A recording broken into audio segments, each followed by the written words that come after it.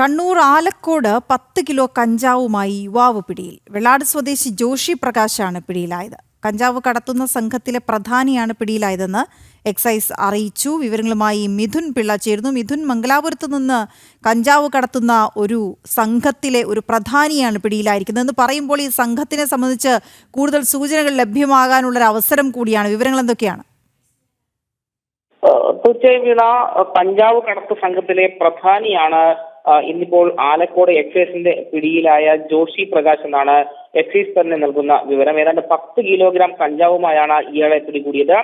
Alakode excise range officer CH നസീബും സംഘവും ആലക്കോട് കരുവഞ്ചാൽ ഭാഗങ്ങളിൽ നടത്തിയ റെയ്ഡിലാണ് സ്കൂട്ടറിലും അതുപോലെ തന്നെ ഷോൾഡർ ബാഗിലുമായി കടത്തിക്കൊണ്ടുവന്ന കഞ്ചാവുമായി ഇയാൾ വലയിലായത്.